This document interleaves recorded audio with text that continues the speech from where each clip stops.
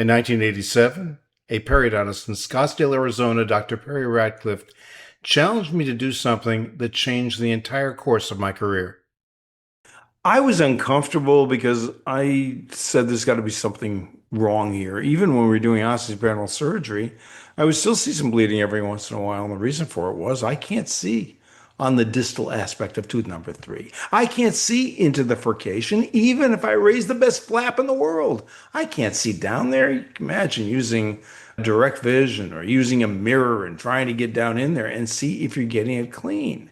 And so Perry Ratcliff was in Scottsdale at that time, and I met him at a lecture, and I said, I want to hear your lecture. And so one hygienist heard his lecture, and then we visited Perry Ratcliff. And what we saw Perry doing, what was actually his hygienists were doing, were packing retraction cord between the gingiva and the tooth, just like you would do for crown and bridge.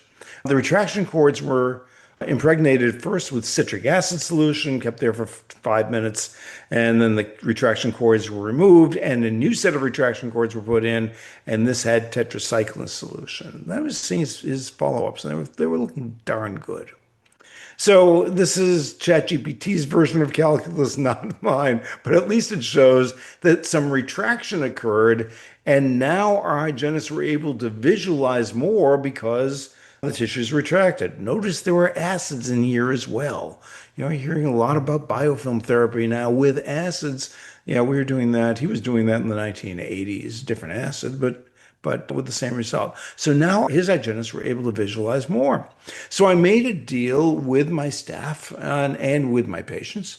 And the deal was this. We're going to apply, this is 1987 now, we were going to apply Perry Ratcliff's techniques. And we are going to charge surgical fees for our patients, and the hygienist would have all the time they want to be able to clean a root plane using a retraction cord so they could visualize better.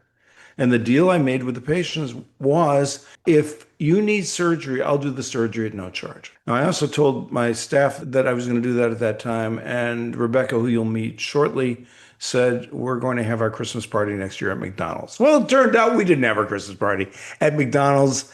And it turned out that over an 8-month period of time, I did only 4 free surgeries in isolated sites. I should have stayed with that. Retraction cord still doesn't allow you to see on the distal tooth number 3. You may see a little bit better, but you're not going to see down to a 6 or 7 millimeter pocket, and you're certainly not going to see into a furcation. But it gave me, for the first time, the opportunity to observe, to see what happens, to not make a snap judgment that I had to do surgery in an area, because our hygienists were able to get the areas clean. Perhaps the chemicals did something as well. And I was able to see people heal without my sticking a knife in there and without my doing the periodontal surgery. It was an eye-opener for me, particularly at that time. Next, we'll talk about what happened 13 years later, when we were able to completely visualize the root surface and the total changes that occurred to our periodontal practice as a result.